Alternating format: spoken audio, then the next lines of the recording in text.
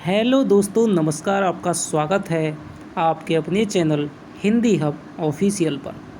तो हम पढ़ रहे थे श्रद्धा और भक्ति, जो कि आचार्य रामचंद्र शुक्ल द्वारा रचित चिंतामणि भाग 1 में संकलित किया गया है। एक भाव या मनोविकारात्मक निबंध है। तो हमने दोस्तों अब तक 2 वीडियो बना दी हैं, चैनल पे अपलोड हैं। आरपीएससी सेकंड ग्रेड स्नातक स्तरीय पाठ्यक्रम नाम की प्लेलिस्ट है, उसमें जाकर के आप पहले उन 2 वीडियोज़ को देखिए, तब आप इस वीडियोज़ पे आना, नहीं तो आपकी कुछ भी समझ में नहीं आएगा। तो अब तक की हमने दोस्तों जाना था कि श्रद्धा क्या है, श्रद्धा और प्रेम में क्या अंतर होता है। श्रद्धा प्रेम में 2 पक्ष होते हैं, श्रद्धा में 3 पक्ष होते हैं। श्रद्धा के कौन कौन से प्रकार हैं? 3 प्रकार शुक्ल ने बताए थे। एक प्रतिभा संबंधी, एक शील संबंधी और एक बताई थी आपके साधन संपत्ति संबंधी। ठीक है, जिसमें सबसे महत्वपूर्ण बताया था शील संबंधी प्रतिभा को। इसके अलावा जो शील संबंधी प्रतिभा है वो धर्म की, और जो प्रतिभा संबंधी है वो आपके रंजन की, और जो आपके साधन संपत्ति है वो इन दोनों का ही विकास करती है। फिर बात आती है कि श्रद्धा और भक्ति में क्या अंतर है। ठीक है, तो श्रद्धा और भक्ति में जब श्रद्धा के साथ में प्रेम का संयोग हो जाता है तब आपकी वो भक्ति बन जाती है। श्रद्धा में तो हम थोड़ा बहुत लेते हैं, लेकिन प्रेम भक्ति में हम अपना पूर्ण समर्पण कर देते हैं। जो श्रद्धेय है उसका लक्ष्य हमारा लक्ष्य बन जाए, उसके प्रति समर्पित हो जाएं। ठीक है, हम अपने जीवन का कुछ अंश उसके प्रति समर्पित कर दें, तो फिर ये दोस्तों भक्ति हो जाएगी। भक्ति में हम तुम ही तुम की भावना रखते हैं, उसके सामने स्वयं को हम छोटा समझते हैं। तो ये बात यहाँ तक हमने पढ़ ली थी। आगे दोस्तों हम इस वीडियो में इसको समाप्त कर देंगे। व्यक्ति संबंधहीन सिद्धांत मार्ग निश्चयात्मिका बुद्धि को चाहे व्यक्त हों पर प्रवर्तक मन को अव्यक्त रहते हैं। वे मनोरंजनकारी तभी लगते हैं जब किसी व्यक्ति के जीवन क्रम के रूप में देखे जाते हैं। व्यक्ति संबंधहीन सिद्धांत, ठीक है, कोई भी मान लीजिए कोई व्यक्ति है, ठीक है, बिना बात के सिद्धांत बना लेता है। निश्चयात्मिका बुद्धि को चाहे व्यक्त हों पर प्रवर्तक मन को व्यक्त रहते हैं। वे मनोरंजनकारी तभी लगते हैं जब किसी व्यक्ति के जीवन क्रम के रूप में देखे जाए। मान लीजिए कोई सिद्धांत बना लेता है, यदि वो इन सिद्धांतों के अनुसार अच्छा जीवन में अपने क्रम के अनुसार है, कुछ अच्छा करता हुआ चला जा रहा है, ठीक है, तो वो अच्छे लगेंगे सिद्धांत। लेकिन उसने सिद्धांत बना लिए और जीवन में ही वो बाधा डाल रहे हैं, तो फिर दोस्तों वो सिद्धांत हैं वो अच्छे नहीं लगेंगे। शील की विभूतियाँ अनंत रूपों में दिखाई पड़ती हैं। मनुष्य जाति से जब से होश संभाला है तब से वह इन अनंत रूपों को महात्माओं के आचरणों तथा आख्यानों और चरित्र संबंधी पुस्तकों में देखती चली आ रही है। जब इन रूपों पर मनुष्य मोहित होता है तब सात्विक शील की ओर आप से आप आकर्षित हो जाता है। क्या कह रहे हैं कि जो शील की विभूतियाँ अनंत रूपों में दिखाई देती हैं, मनुष्य जाति ने जब से होश संभाला है तब से वह इन अनंत रूपों को महात्माओं के आचरणों में और आख्यानों में चरित्र संबंधी पुस्तकों में देखती चली आ रही है। और जब ऐसे व्यवहार हैं, शील की ऐसी अच्छी अच्छी विशेषताएं हैं, जब हमें किसी व्यक्ति के व्यक्तित्व में दिखाई देती हैं, तो हमारा जो व्यक्तित्व है वो उससे अपना आप ही आकर्षित हो जाता है। शून्य सिद्धांत वाक्यों में कोई आकर्षण शक्ति या प्रवृत्तकारिणी क्षमता नहीं होती है। सदा सत्य बोलो, दूसरों की भलाई करो, क्षमा करना सीखो, ऐसे ऐसे सिद्धांत वाक्य किसी को बार बार बकते सुन वैसा ही क्रोध आता है जैसे किसी बेहुदे की बात सुनकर। जो इस प्रकार की बातें करता चले जाए उससे चट कहना चाहिए, बस चुप रहो, तुम्हें बोलने की तमीज़ नहीं। तुम बच्चों का या कोल भीलों के पास में चले जाओ। तो कोल, संथाल, मुंडा, ये दोस्तों थोड़ी जातियाँ होती हैं, ठीक है, भीलों के पास में चले जाओ। ये बातें हम पहले से जानते हैं। मानव जीवन के बीच हम इसके सौंदर्य का विकास देखना चाहते हैं।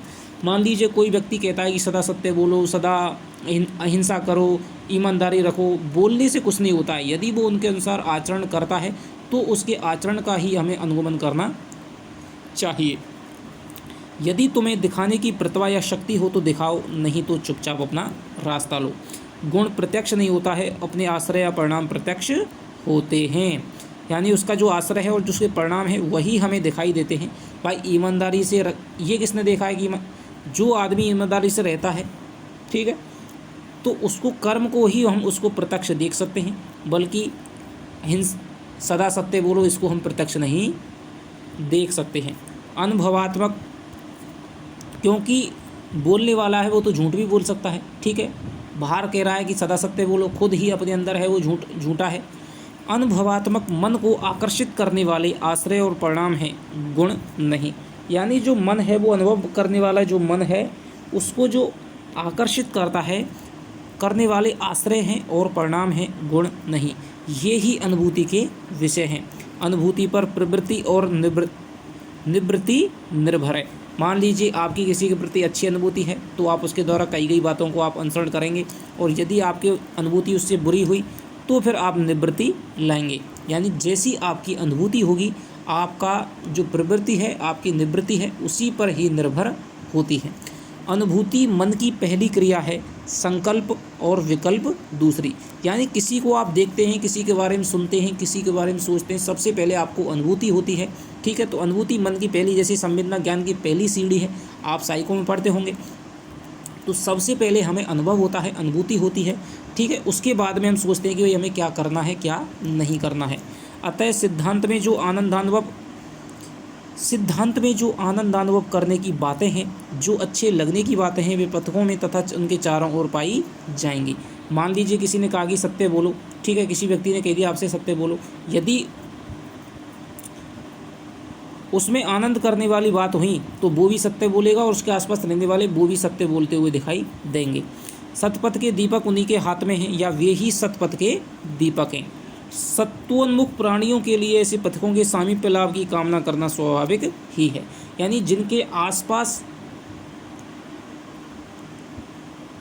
सिद्धांत जो दे रहे हैं और उनके जो प्रवृत्ति है वो उनके आसपास यदि दिखाई देती है, अच्छे आदमी हैं, जो कह रहे हैं उसी के अनुसार उनका आचरण है, ठीक है। तो ऐसे यदि लोगों का यदि हमें सामीप्य लाभ की कामना करना आपके मन में स्वाभाविक ही उत्पन्न होगी। सामीप्य से अभिप्राय केवल किसी के साथ साथ लगा रहना नहीं है। श्रवण, कीर्तन और स्मरण आदि भी सामीप्य के ही विधान है। मान लीजिए कि आपने मोरारी बापू की कथा सुन ली है, मोरारी बापू को आपके प्रति श्रद्धा हो गई है, ठीक है, भक्ति हो गई है। तो यदि आप उनकी कथा सुनते हैं, उनका भगवान के प्रति यदि भक्ति है तो आप उसका श्रवण भी करते हैं, कीर्तन भी राम राम करते हैं, कीर्तन भी करते हैं, ठीक है, उनका स्मरण भी करते हैं, आदि उसके सामीप्य की विधान है। मतलब कैसे भी करके अपने जो श्रद्धेय है उसके सामीप्य में रहा जाए। बाह्य और अभ्यंतर यानी बाहर की और अंदर की दोनों प्रयत्नों से सामीप्य की सिद्धि होती है। आज आप पढ़ाई कर रहे हैं दोस्तों, यदि आपने पढ़ाई को बहुत ज़्यादा महत्व दे दिया है तो आप बाहर से तो पढ़ाई करेंगे ही, बैठकर तो किताब लेकर तो आप पढ़ाई करेंगे, लेकिन अंदर भी अंदर जब आप खाली होंगे, जब आप थोड़ा सा फ्री होंगे, तब भी आपके अंदर है वो अपनी पढ़ाई चलती रहेगी। आपके रात में, आपके दिन में, स्वप्नों में आपकी में पढ़ाई चलती रहेगी। तब तो आपकी वास्तविकता में भक्ति है, श्रद्धा है। स्मरण द्वारा हम अपने आराध्य को, उसके कर्म क्षेत्र को अपने अंतःकरण के सामने उपस्थित करते हैं। यहाँ पर यह कहा जा सकता है कि जब हम इष्ट के कर्म क्षेत्र को सामने लाते हैं तब उसमें ऐसे लोग भी तो आ जाते हैं जिन पर हमारी कुछ भी भक्ति नहीं होती है। हाँ, आते अवश्य हैं, ठीक है। इनके द्वारा हमारे इष्ट के स्वरूप का पूर्ण विकास दिखाई पड़ता है। मान लीजिए कि आप राम जी का, मान लीजिए आप राम के भक्त हैं, राम का स्मरण करते हैं तो सीता जी भी आ जाएंगी, लक्ष्मण जी भी आ जाएंगे, हनुमान जी का भी आपको स्मरण आ जाएगा, ठीक है। क्योंकि पता है राम जी की जो पूरी महिमा है, जो उनका व्यक्तित्व है, बिना लक्ष्मण जी के, बिना हनुमान जी के, बिना सीता जी के उनका पूरा जो व्यक्तित्व है वो बन ही नहीं सकता था। मान लीजिए सीता जी नहीं होती तो राम बनते नहीं बनते, ठीक है। सीता जी का राम होना ही सीता जी का कारण है। लक्ष्मण नहीं होते क्या राम होते? नहीं होते। हनुमान जी नहीं होते क्या राम होते? नहीं होते।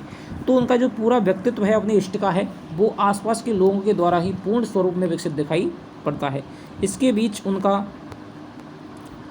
रंग और खुला पड़ता है। मान लीजिए अकेले राम की, ऐसा कोई आपने मंदिर नहीं देखा होगा जहाँ पर केवल राम की मूर्ति हो, ठीक है, क्योंकि इससे उनका व्यक्तित्व है दोस्तों पूरा। यदि राम की मूर्ति लगा देना तो शायद आप पहचान भी नहीं पाएँ, ठीक है। धनुष्वाण उनको मत दीजिए तो आप पहचान नहीं पाएंगे राम। लेकिन यदि आपने सीता, लक्ष्मण, हनुमान जी की यदि मूर्ति लगा दी तो आप राम जी को एक झटके से पहचान जाएंगे।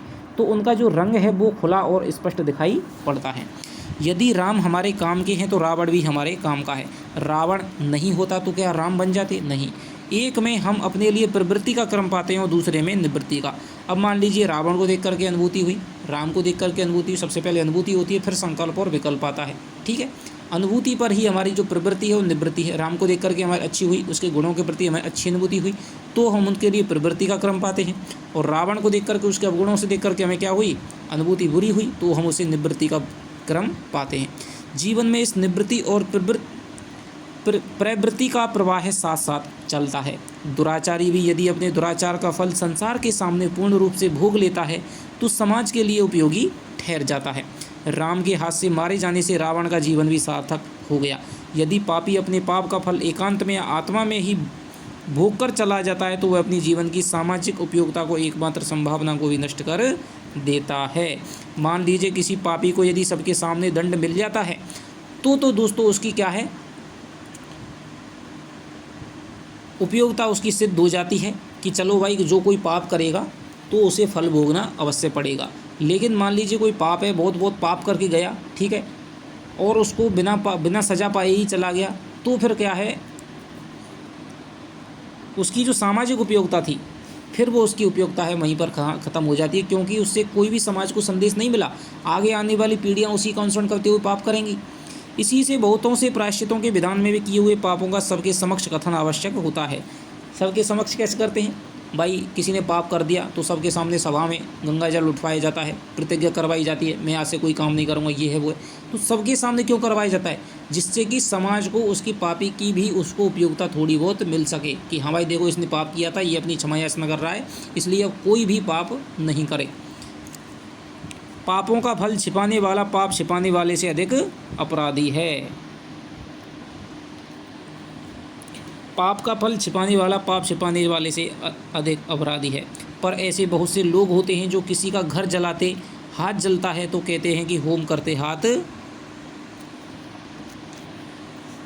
किसी का घर जलाते हाथ जलता है तो कहते हैं कि होम करते हाथ जला है। दुराचारियों के जीवन का सामाजिक उपयोग करने के लिए ही, संसार में धर्म की मर्यादा स्थापित करने के लिए ही श्री कृष्ण ने अर्जुन को युद्ध में प्रवृत्त किया था। क्यों किया था भाई, कौरव थे, ठीक है, हालांकि उन्हें एकांत में मान लीजिए कैसे भी मारा जा सकता था, उन्हें छल से भी मारा जा सकता था, लेकिन उनको युद्ध के माध्यम से मारा था। और कृष्ण ने अर्जुन को इसीलिए तैयार किया था कि जिससे सारा का सारा जमाना देखे कि हाँ अधर्म का नाश होता है और धर्म की जीत होती है, जिससे कि आगे अन्याय करते हुए आदमी सोचे, व्यक्ति सोचे कि भाई अन्याय नहीं करना है, ठीक है। इसीलिए उन कौरवों की भी उपयोगिता क्या हो गई कि भाई वो युद्ध में मारे गए थे, लेकिन युद्ध में नहीं मारे जाते, वैसे उन्हें छल से मारते थे, तो फिर कुछ भी नहीं होता। यदि अधर्म में तत्पर कौरवों का नाश ना होता और पांडव जीवन भर मारे मारे ही फिरते तो संसार में अन्याय और अधर्म की ऐसी लीक खिंच जाती जो मिटाए ना मिटती। जिस संसार में सुख, क्योंकि आदमी पाप करते समय किससे डरता है, अधर्म से, विनाश से डरता है कि भाई मेरा अंत होगा, पाप से डरता है। जिस समाज में सुख और वैभव के रंग में रंगी अधर्म की ऐसी लीक दिखाई पड़े, उसमें रक्षा करने वाले की आत्मा का अभाव और विश्वात्मा की विशेष कला के अवतार की आवश्यकता समझनी चाहिए। क्योंकि भगवान श्री कृष्ण ने कहा है, यदा यदा ही धर्मस्य ग्लानिर्भवति भारतः अभ्युत्थानं धर्मस्य तदात्मानं सृजाम्यहम्, कि जब जब धर्म की हानि होती है, ठीक है, तब तब क्या है, धर्म का उत्थान करने के लिए मेरा क्या है, अवतार होता है। यदि कहीं पाप है, अन्याय है, अत्याचार है, तो उसका आशु फल उत्पन्न करना, संसार के समक्ष रखना लोक रक्षा का कार्य है। मान लीजिए कोई पाप कर रहा है तो उसको सजा भी संसार के समक्ष देनी चाहिए। उनके ऊपर किया जाने वाला अत्याचार या अन्याय का फल ईश्वर के ऊपर छोड़ना व्यक्तिगत आत्मोन्नति के लिए चाहे श्रेष्ठ हो, पर यदि अन्यायी या अत्याचारी अपना हाथ नहीं खींचता है तो लोक संग्रह की दृष्टि से वह उसी प्रकार का आलस्य या कायरपन है जिस प्रकार अपने ऊपर किए हुए उपहार का कुछ भी बदला ना देना कृतज्ञता है। मान लीजिए कोई बहुत ज़्यादा अत्याचार करता जा रहा है, हम उसको छोड़ते जा रहे हैं, क्षमादान करते जा रहे हैं, तो भले ही ये आपकी व्यक्तिगत उन्नति के लिए तो अच्छा हो सकता है, ठीक है, लेकिन उस सारे समाज के लिए, संसार के लिए ये बहुत ही बुरा साबित होगा, ठीक है। पांडव चाहे तो कौरवों को माफ़ कर सकते थे, युधिष्ठिर में इतनी उदारता थी कि वो सारे कौरवों को माफ़ कर सकता था, लेकिन कृष्ण ने किसके लिए नहीं, कृष्ण को पता था यदि आज ये माफ़ कर दिए तो फिर संसार में सदा सदा ही अधर्म की है वो तूती बोलती रहेगी। इसीलिए उसने युद्ध करवाया और उसने अपने जो सगे थे, पितामह भीष्म, द्रोणाचार्य, ठीक है, आपके कृपाचार्य जैसे मतलब गुणी और विद्वत जनों को भी उसने क्या है, अर्जुन के हाथ से मरवाया था। केवल किस लिए? जिससे कि आगे समाज में संदेश जा सके कि भाई अधर्म नहीं होना चाहिए। अब भगवत भक्ति को लीजिए। ऊपर जो कुछ कहा गया है उससे स्पष्ट हो गया होगा कि मनुष्य की भक्ति के आधार क्या हैं। मनुष्य विश्व विधान का एक क्षुद्र चेतन अंश है।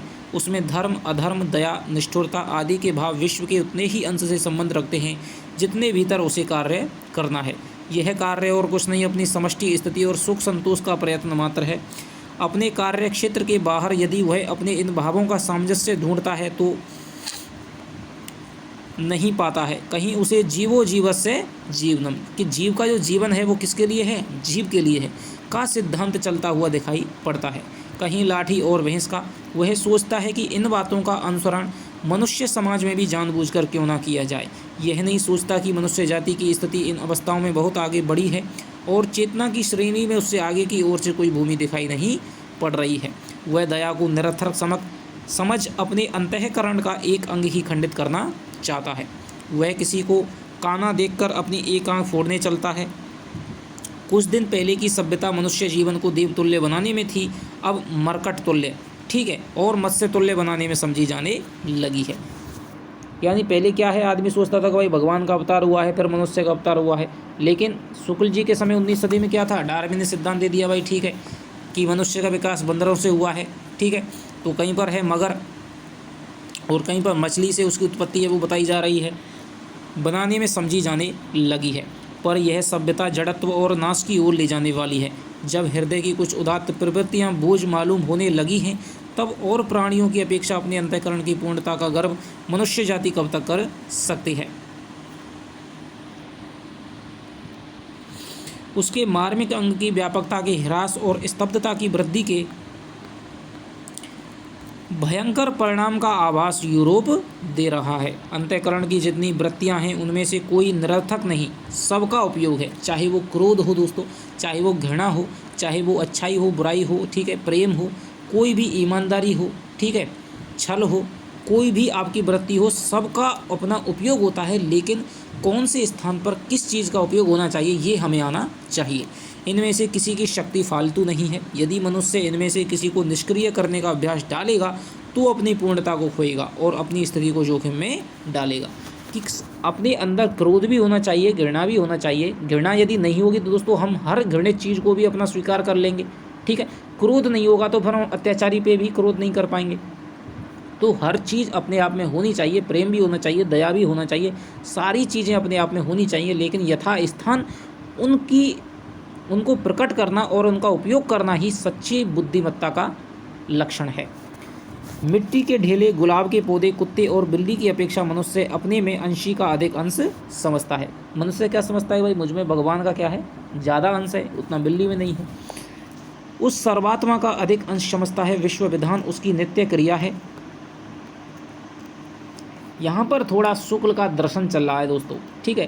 तो जहाँ जहाँ प्रश्न आपको समझने की बात होगी मैं आपको वहाँ पर समझाऊंगा।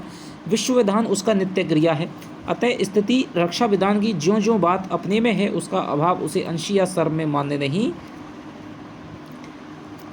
सर्वात्मा का अधिक अंश समझता है। विश्व विधान जिसकी नित्य क्रिया है, अतः स्थिति रक्षा विधान की जो बातें अपने में हैं उसका अभाव उसे अंशी या सर्व में मानते नहीं बनता है।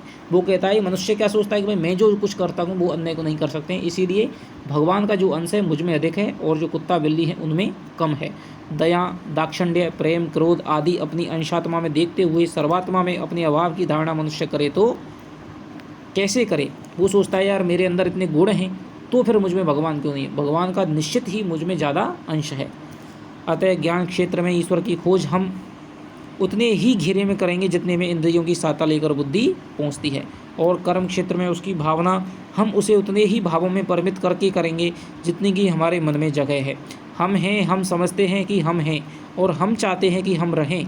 ऐसी अवस्था में हम अपने स्थिति रक्षा संबंधी भावों को परमावस्था तक पहुँचाकर ही उस परम भाव में की भावना करेंगे। यानी कि हम अपने आप को नहीं छोड़ सकते हैं क्योंकि हम चाहते हैं कि हम हैं, यानी अपने मनुष्य के अंदर क्या है, अहम भाव ज़्यादा है। हम उसे धर्म में, दया में, प्रेम में मानेंगे। यह प्रेम उसी रूप का होगा जिस रूप में उसका व्यवहार मनुष्य जाति में दिखाई पड़ता है, जिस रूप में मनुष्य जाति को उसकी आवश्यकता पड़ती है। अत्याचारी से पीड़ित होकर मनुष्य उसके कोप का आह्वान करता है। आपदग्रस्त होकर उसकी दया का भिखारी होता है।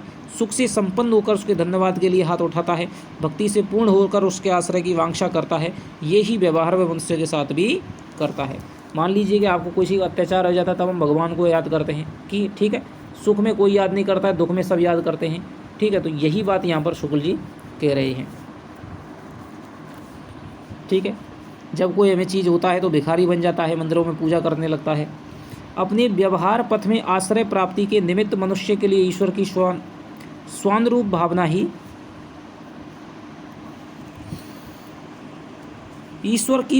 भावना ही संभव है। मान लीजिए कोई व्यक्ति है, ठीक है, आश्रय प्राप्ति के निमित्त, यानी कोई व्यक्ति है वो भगवान को पाना चाहता है, तो उस मनुष्य के लिए ईश्वर की स्वानुरूप भावना ही संभव है। तो वो क्या अपने अनुसार ही भावना करता है। क्या है, मनुष्य यदि मान लीजिए भगवान की पूजा करता है तो क्या है, अपनी जैसे रूप बनाता है, अपनी जैसी आकृतियाँ बनाता है, जबकि भगवान का ना किसी ने रूप देखा है ना कुछ है, लेकिन उसे लगता है कि भाई मनुष्य है, अपनी जैसा यदि रूप होगा तो उसको आसानी से पाया जा सकता है। स्वानुभूति द्वारा ही वह उस परमानुभूति की धारणा कर सकता है। इसी से भर्तृहरि ने स्वानुभूत्यक मानव कहकर नमस्कार किया है। यानी कि अपनी अनुभूति का जो मानव है, हम जैसा सोचते हैं, ठीक है। अब मैं आपसे कहूँ कि आप राम का चिंतन करिए, तो आपका राम का चिंतन है बहुत कुछ दोस्तों, जो हमने रामायण देखी या तो वो होगा, या फिर ऐसी ही कोई मनुष्य आकृति होगी। ठीक है, आप उस राम को नहीं देख सकते हैं जिसे कबीर ने कहा था, निर्गुण निराकार राम जिसे कहा था। ठीक है, तो अपना जैसा ही कोई राम देखना चाहता है। यही दोस्तों सगुण भक्ति है। यदि चिन्मय में अपनी इतनी अनुभूति का भी निश्चय मनुष्य को ना हो, यदि चिन्मय में अपनी इतनी अनुभूति का निश्चय मनुष्य को ना हो, तो वह प्रार्थना आदि करने क्यों जाए। कुत्ते प्रार्थना क्यों नहीं करते? उनमें धर्म की प्रतिष्ठा नहीं है, अथवा वे चेतना की उस भूमि तक नहीं पहुँचे हैं जिनमें समष्टि स्थिति की रक्षा से संबंध रखने वालों का संचार होता है। वे ये नहीं जानते कि एक दूसरे को काटने दौड़ने से कुकर समाज की उन्नति और वृद्धि नहीं हो सकती है। इसीलिए है वो पूजा वगैरह नहीं करते हैं, भगवान की प्राप्ति है नहीं चाहते हैं, धर्म की प्रतिष्ठा नहीं चाहते हैं, क्योंकि वो जानते ही नहीं, उनकी चेतना उस स्तर पर पहुंची नहीं है कि भाई हम एक दूसरे को काटेंगे तो हमारे बारे में क्या सोचा जाएगा, जबकि मनुष्य सोच सकता है। इसीलिए वो ये काम करता है। समष्टि रक्षा यानी जो समाज है, रक्षा या धर्म की ओर प्रवृत्त करने वाले दया आदि भावना उन्हें प्राप्त नहीं है। उसमें स्वार्थ का भाव है, परमार्थ का भाव नहीं है। धर्मो रक्षति रक्षते, यानी धर्म है, धर्म ही क्या है, सबकी रक्षा करता है, की धारणा उन्हें नहीं होती है कि धर्म से ही क्या है, धर्म की रक्षा होती है। जहाँ धर्म भाव है वहीं ईश्वर की भावना है। जिन प्राणियों में जिन भावों का विकास नहीं हुआ है, उनमें उनकी चरितार्थता की आवश्यकता प्रकृति नहीं समझती। भाई प्रकृति क्या है, अब कुत्ते मान लीजिए परोपकार की भावना मान ली नहीं विकसित हुई है, प्रकृति ने दी ही नहीं है, तो प्रकृति को इससे कोई भी प्रभाव नहीं पड़ता है कि भाई कुत्ता है वो परोपकार क्यों नहीं कर रहा है, भाई उसके लिए उसने दी। लेकिन मनुष्य में ये भाव दिए हैं तो प्रकृति चाहती है कि मनुष्य उनका उपयोग करे। भक्ति का स्थान जहाँ मानव हृदय है,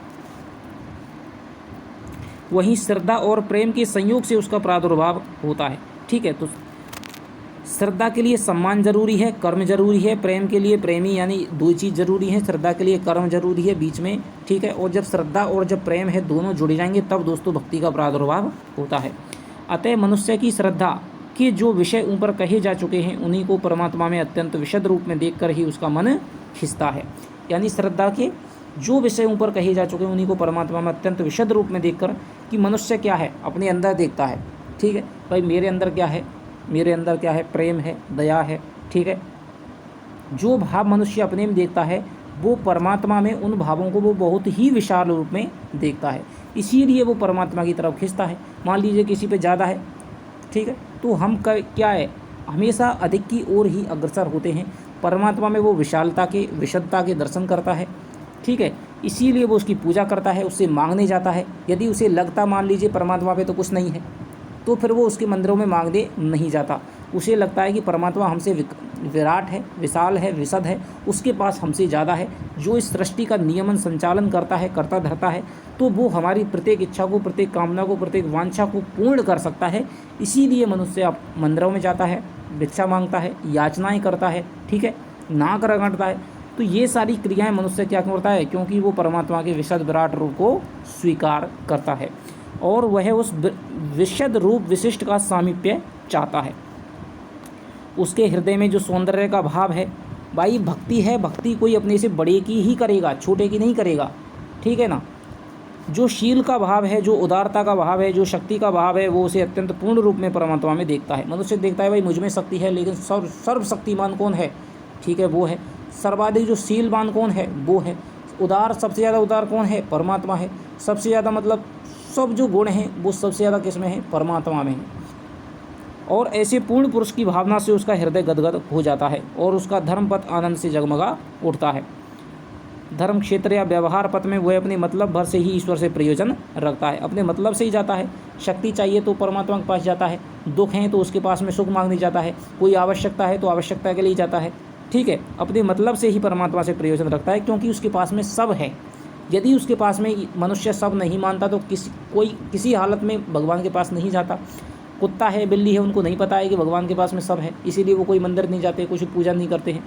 रामकृष्ण आदि अवतारों में परमात्मा की विशेष कला देख एक हिंदू के हृदय की सारी शुभ और आनंदमयी वृत्तियाँ उनकी ओर दौड़ पड़ती हैं। उन्हें लगता है भाई कृष्ण है, कृष्ण के पास में सब है, शक्ति है, ठीक है, सब जो कुछ मांग लो वही वो देख सकते हैं, इसीलिए उनकी भक्ति करते हैं। उनके प्रेम, श्रद्धा आदि को बड़ा भारी अवलंब मिल जाता है। इसीलिए दोस्तों अवलंब के माध्यम से ही सगुण भक्ति का वो प्रादुर्भाव हुआ था। उनके सारे जीवन में एक अपूर्व माधुर्य और बल का संचार हो जाता है। उसके सामीप्य का आनंद लेने के लिए कभी वह उसके अलौकिक रूप सौंदर्य की भावना करता है, कभी उसकी बाल लीला के चिंतन से विनोद प्राप्त करता है, कभी धर्म बलपूर्ण उसके निर्मल चरित्र का गान करता है, कभी सिर झुका करके वंदना करता है, यहाँ तक कि जब जी में आता है प्रेम से भरा उलाहना भी देता है। यह हृदय द्वारा अर्थात आनंद अनुभव करते हुए धर्म में प्रवृत्त होने का सुगम मार्ग है। अब देखिए जहाँ पर भक्ति की बात आ रही है, सोच लीजिए अब आप, शुक्ल को भक्ति इतनी वो थी, इसलिए उन्हें भक्ति काल में सर्वाधिक तुलसीदास पर उन्होंने विवेचन किया। तुलसी शुक्ल के प्रिय कवि माने जाते हैं। तो जहाँ पर भक्ति आ रही है, श्रद्धा में भक्ति आ रही है, वहाँ पर शुक्ल हैं वो उन्मुक्त कंठ से उसकी प्रशंसा करते हुए दिखाई देते हैं। भक्ति हृदय से की जाती है, ठीक है, भक्ति हृदय से की जाती है। बुद्धि से भक्ति करना ऐसा ही है जैसे नाक से खाना, कान से सूंघना। यहाँ हमारे यहाँ भक्ति विधान के अंतर्गत श्रवण, कीर्तन, स्मरण, सेवा, अर्चन, बंधन, दास्य और सख्य आत्मनिवेदन, ये 9 बातें ली गई हैं। तो ध्यान रखना दोस्तों, यहाँ से आपका क्वेश्चन बन जाएगा। शुक्ल के श्रद्धा भक्ति पाठ के अनुसार, निबंध के अनुसार भक्ति विधान के अंतर्गत कितनी बातें ली गई हैं? 9 बातें ली गई हैं।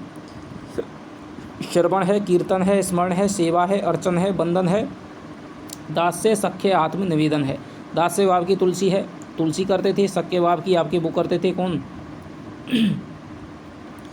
सूरदास जी करते थे, ठीक है। तो ये भक्ति है, भावना है। जैसा कि ऊपर कहा जा चुका है कि कोई श्रद्धा में याचकता का भाव नहीं है। जो श्रद्धा होती है उसमें हम किसी से कुछ भी मांगते नहीं है, लेकिन भक्ति में हम ज़रूर मांगते हैं। जब प्रेम के साथ उसका संयोग हो जाता है तभी इस भाव की प्राप्ति होती है। श्रद्धावान श्रद्धे पर अपने निमित्त किसी प्रकार का प्रभाव नहीं डालना चाहता है, पर भक्ति दाक्षिण्य चाहता है। भक्ति में क्या है? आदमी कुछ ना कुछ मांगता है जिससे भक्ति करता है। भगवान की भक्ति करता है तो उससे कुछ ना कुछ मांगता रहता है। जबकि हम जिसके प्रति श्रद्धा करते हैं, APJ अब्दुल कलाम के प्रति श्रद्धा करते हैं, तो हम उनसे आज तक हमने कुछ मांगा क्या? नहीं मांगा। तो श्रद्धा में अब आदमी कुछ नहीं मांगता है, जबकि भक्ति में कुछ ना कुछ दक्षिणा चाहता है। रामलीला, कृष्ण लीला आदि सामीप्य सिद्धि के विधान हैं, जिससे कि हम अपने ईश्वर, इसीलिए इनका आविष्कार किया गया जिससे कि हम अपने आराध्य के प्रति, अपने इष्ट के प्रति सामीप्य रख सकें। इस सामीप्य की कामना भक्तवर रसखान ने बड़ी मार्मिकता से इस प्रकार की है। अब देखिए, इससे सिद्ध हो जाता है कि रसखान की भक्ति कितनी उच्च स्तर की थी कि वो भगवान की हर चीज़ के प्रति ही अपना सामीप्य चाहते हैं। कि मानुष हो तो वही रसखान, कि मानुष हो तो वही रस खानी, बसो संगी गोकुल गाँव के क्वारन, जो पशु हो तो कहा बस मेरो चरो, नित्य नंद की धेनु मझारन, पाहन हो तो वही गिर को, पाहन हो तो वही गिर को, जो किए हरि छत्र पुरंदर धारन, जो खग हो तो बसेरो करो मिली कालंदी कूल कदम्ब की डारन, जो खग हों तो बसेरो करो मिली कूले कालंदी कदम्ब की डारन। क्या कह रहे हैं रसखान? रसखान की भक्ति की आप पराकाष्ठा देखिए कि वो चाहते हैं कि यदि मैं मनुष्य बनूं तो मेरा जो जन्म है वो गोकुल गांव के ग्वालों के बीच में हो, यदि मैं पशु बनूं तो मैं जो नंद बाबा की जो गाय हैं उनके बीच में ही मैं चरूं, और यदि मैं पत्थर बनूं तो उस गिर का बनूं, उस पर्वत का बनूं, जैसे गोवर्धन पर्वत का बनूं जिसने हरि ने उसे अपनी उंगली पे धारण किया था। और यदि मैं पक्षी बनूं तो उन कालंदी यानी कि जो यमुना है उसकी जो कालंदी उसके कूल यानी किनारे पे जो कदम की डार हैं उन पे मैं अपना बेरा बसोरा हो। यानी कि इन सभी से श्री कृष्ण का संबंध था। यदि मुझे अगला जन्म भी मिले तो इन्हीं जगहों में देना, ठीक है। तो ये बात है, रसखान जी कहते हैं। तो जो भक्ति है ना, उसमें जो भक्त है वो हर चीज़ से सामीप्य चाहता है, ठीक है। मान लीजिए किसी को अच्छा लगता है, मान लीजिए जैसे आजकल क्या होता है, मान लीजिए जैसे आप प्रचार करते हैं, ठीक है, ये मैं उदाहरण देना चाहूँगा। मान लीजिए कोई भी है प्रचार करता है, ठीक है, जैसे आजकल ऐड आते हैं आपके, कोई भी है, ठीक है, कोई भी एक्टर है, ठीक है, कोई भी हीरोइन है प्रचार करती है, तो क्यों करवाते हैं प्रचार? उन्हें पता है कि जो इनके प्रति श्रद्धा रखता है, जो इनके प्रति भक्ति करता है, तो वो उनको भाई साहब ले लेगा, ठीक है, चाहे वो अच्छी हो चाहे वो बुरी हो, ठीक है। केसर केसर में दानी का दम अजय देवगन प्रचार करता है, मान लीजिए अक्षय कुमार करता है, ठीक है, लक्ष्य का प्रचार करती है, कभी हेमा मालिनी करती थी, कभी कैटरीना कैफ करती थी, कभी दीपिका पादुकोण करती है, कभी आलिया भट्ट करती है। तो क्यों? क्योंकि उन्हें पता है कि जो इनके प्रति श्रद्धा रखता है, जो इनके प्रति भक्ति करता है, तो वो इनका निश्चित रूप से इनका उपयोग करेगा, ठीक है। विराट कोहली किसी का प्रचार करता है, तो जो विराट कोहली के बड़े बड़े फैन हैं तो वो बिना सोचे समझे दोस्तों उसको ले लेते हैं, ठीक है। तो यही बात कह रहे हैं, क्योंकि उन्हें ऐसा लगता है कि भाई विराट कोहली इस चीज़ को उपयोग करता होगा, ठीक है। तो उनकी जो चीज़ विराट कोहली उपयोग कर रहा है तो उसकी हर चीज़ के प्रति ही जो भक्त है उसकी क्या है, भक्ति रहती है, वो उसका सामीप्य चाहता है। रामलीला द्वारा लोग वर्ष में एक बार अपने पूज्य देव की आदर्श मानव लीला का माधुर्य देखते हैं। जिस समय दूर दूर के गांवों के लोग एक मैदान में आकर इकट्ठे होते हैं तथा एक ओर जटा मुकुटधारी विजयी राम लक्ष्मण की मधुर मूर्ति देखते हैं, दूसरी ओर तीरों से विदा रावण का विशाल शरीर जलता देखते हैं, उस समय वे धर्म के सौंदर्य पर लुब्ध और धर्म की घोरता पर क्षुब्ध हो जाते हैं।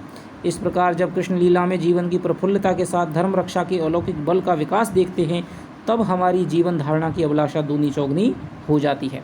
हिंदू जाति इन्हीं की भक्ति के बल से इन प्रतिकूल अवस्थाओं के बीच अपना स्वतंत्र अस्तित्व बचाती चली आई है। क्या होता है, जब राम है वो रावण का वध करते हैं तो हमें ऐसा लगता है कि भाई चलो धर्म की विजय होती है, अच्छे काम करेंगे तो हमारा क्या है, मान बढ़ेगा, सम्मान बढ़ेगा, ठीक है, हमारा जीवन है वो सुचारू रूप से चलता रहेगा और अधर्म का सदा ही नाश होता है। इसलिए हम पाप कर्म करने से घबराते हैं और अच्छे कर्मों की ओर क्या है, हम प्रवृत्त होते हैं। इसी से क्या है कि हमें मनुष्य जाति है वो अपना स्वतंत्र अस्तित्व बताती चली आ रही है। तो यहाँ पर भी अप्रत्यक्ष रूप से जो रामचरितमानस है ना, उसकी यहाँ पर प्रशंसा करते हुए दिखाई दे रहे हैं कि रामचरितमानस में क्या है, शुक्ल ने कहा भी है कि जो पराजित जो जनता की मनोवृत्ति थी उससे उसके प्रभाव स्वरूप है जो भक्ति काल का उदय हुआ था। तो यहाँ पर उनकी वही बात निकल के सामने आ रही है कि यदि ऐसी रामलीला है, कृष्ण लीला है, जिनसे हमें ये प्रेरणा मिलती रहे, थोड़ा सा हमें अंधराशा से हमें मुक्ति मिलती रहे, ठीक है, तो इसीलिए ही क्या है, इनका क्या है, मंचन किया जाता है। इन्हीं की अद्भुत आकर्षण शक्ति से वह इधर उधर ढलने नहीं पाई है। राम और कृष्ण को बिना आंसू बहाए छोड़ना हिंदू जाति के लिए सहज नहीं था, क्योंकि ये अवतार अलग टीले पर खड़े होकर उपदेश देने वाले नहीं थे, बल्कि मानव जीवन में पूर्ण रूप से सम्मिलित होकर उसके एक एक अंग की मनोहरता दिखाने वाले थे। मंगल के अवसरों पर उनके गीत गाए जाते हैं। विमाताओं की कुटिलता की, बड़ों के आदर की, दुष्टों के दमन की, जीवन के कष्ट की, घर की, वन की, संपत्ति की, विपद की जहाँ चर्चा होती है वहाँ इनका स्मरण किया जाता है। कि कृष्ण और राम के जो दोस्तों चरित्र खड़े किए गए हैं वो इस प्रकार के चरित्र हैं कि हर जगह कहीं पर भी आप इनका उदाहरण दे सकते हैं, ठीक है। राम ने एक आदर्श भाई का, आदर्श पति का, आदर्श राजा का, आदर्श पत्नी, ठीक है, आपके आदर्श भाई का, आदर्श सेवक का, आदर्श शिष्य का, ठीक है, सबका दोस्तों आदर्श रूप है वो निभाया है। इसी प्रकार कृष्ण ने हर समय दोस्तों जहाँ पर उपस्थित किसी भी स्थिति में आप इनसे प्रेरणा ले सकते हैं, इसीलिए इनका स्मरण किया जाता है। संसार में तटस्थ रहकर सुख शांति पूर्वक लोक व्यवहार संबंधी उपदेश देने वालों का उतना अधिक महत्व हिंदू धर्म में नहीं है जितना संसार के भीतर घुसकर के व्यवहारों के बीच सात्विक विभूति की ज्योति जगाने वालों का है। यानी कि जो बाहर बाहर से केवल उपदेश देते रहते हैं, ज्ञान फैलते रहते हैं, उनका दोस्तों कोई भी यहाँ पर हिंदू धर्म में इतना ज़्यादा विधान नहीं है। लेकिन जो राम और जो कृष्ण के अवतार हैं, इन्होंने जनता के बीच में रह करके जनता की तरह एक मानवीय भाव से जनता की तरह कष्ट सह करके, ठीक है, कष्ट सह करके इन्होंने क्या है, अपने विजयों पर, अपने कष्टों पर इन्होंने विजय पाई थी। इसीलिए इनका है अधिक सम्मान किया जाता है। हमारे यहाँ उपदेशक ईश्वर के अवतार नहीं माने गए हैं, अपने जीवन द्वारा कर्म सौंदर्य संगठित करने वाले ही अवतार कहे गए हैं। हिंदू धर्म में देख लीजिए जितने भी आपके अवतार माने जाते हैं, उन्होंने अपने कर्म सौंदर्य को संगठित किया था, इसीलिए उनकी पूजा है वो की जाती है। कर्म सौंदर्य के योग से उनके स्वरूप में इतना माधुर्य आ गया है कि हमारा हृदय आप से आप उनकी ओर खिंच पड़ता है। जो कुछ हम करते हैं, खेलना कूदना, हंसना बोलना, क्रोध करना, शोक करना, प्रेम करना, विनोद करना, उन सब में से सौंदर्य लाते हुए हम जिन्हें देखेंगे उन्हीं की ओर ढल सकते हैं। वे हमें दूर से रास्ता दिखाने वाले नहीं हैं। आप रास्ते में चलकर हमें अपने पीछे लगाने क्या खींचने वाले हैं। जो उनके स्वरूप पर मोहित ना हो वो निस्संदेह जड़ है। सुनि सीतापति शील सुबाहु, मोद न मन तन पुलक नयन जल सो नर खेहुर खाऊ। तो ये क्या कह रहे हैं कि जो सीतापति यानी जो राम जी के शील पर जो मतलब उस पर आकर्षित नहीं होता है, उसका मन है वो प्रफुल्लित नहीं होता है, तन पुलकित नहीं होता है, नैनों में उसके जल नहीं उबड़ता है, तो फिर वो नर है दोस्तों किसी काम का भी नहीं है।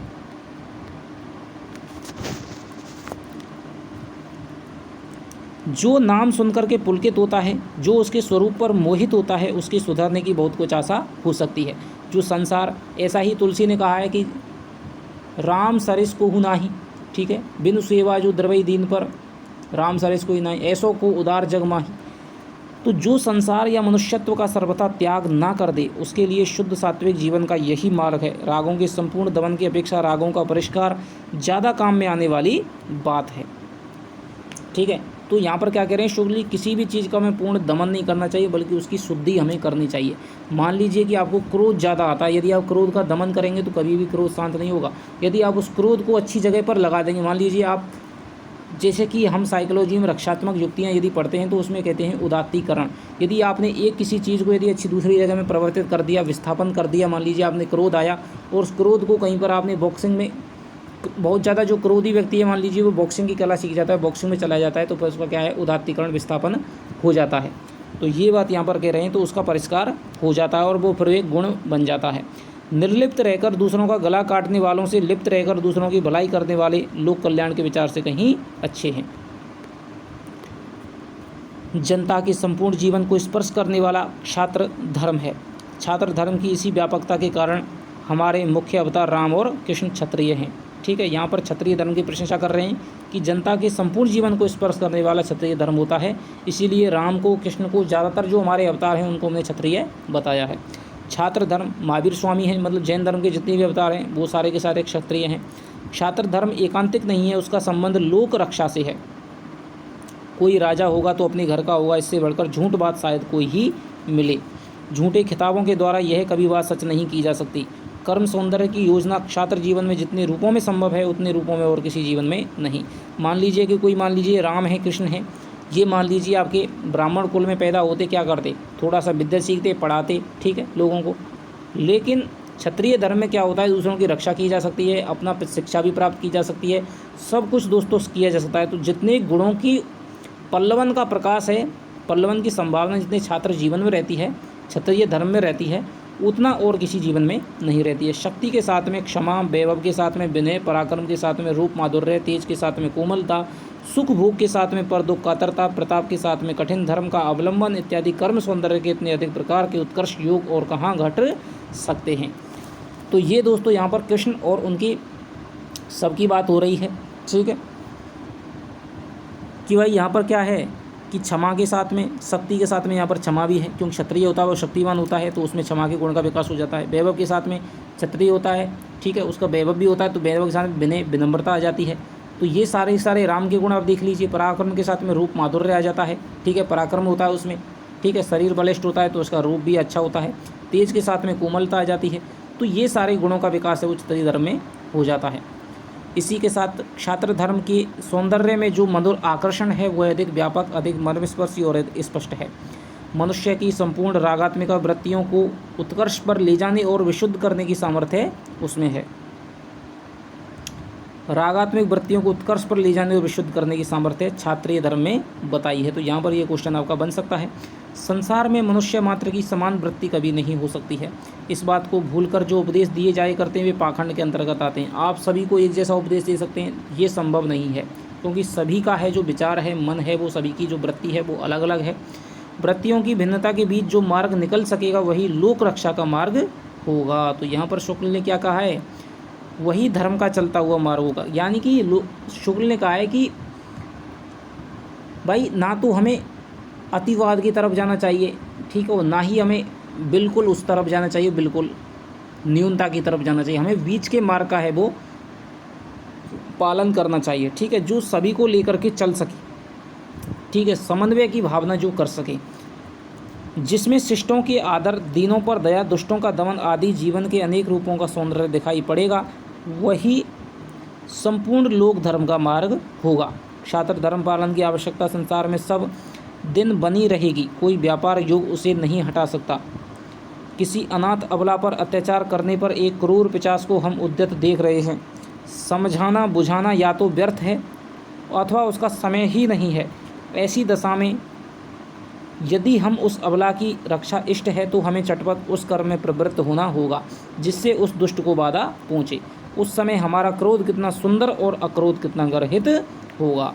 तो ये बात यहाँ पर कह रहे हैं कि भाई मनुष्य में जो सामान्य मनुष्य है उसमें सारी की सारी वृत्तियाँ रहती हैं, क्रोध भी होता है, प्रेम भी होता है, ठीक है। मान लीजिए कोई दुष्ट है, वो किसी अबला को छीट रहा है, यदि उस समय हमने क्रोध नहीं किया दोस्तों, यदि हमने क्रोध को दोस्तों हमने दमन कर दिया, क्रोध हमारे अंदर से बिल्कुल हमने समाप्त कर दिया, तो फिर उसका देख ली कितना खामियाजा हमें भुगतना पड़ता है।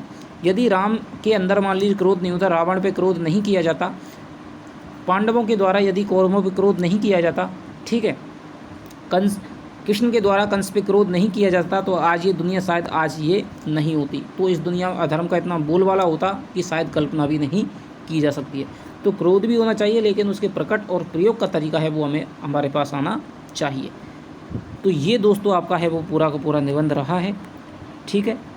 आशा करता हूँ कि आपको ये समझ में आया होगा। तो कितना दोस्तों समझ में आया है कमेंट करके बताइएगा, और कमेंट आप तभी करिएगा जब आप पूरा का पूरा दोस्तों आप निबंध पढ़ लें। एक साथ ही मैं तीनों वीडियो डाल दी हैं, इसलिए तीनों वीडियोज़ को आप लगातार देखिए।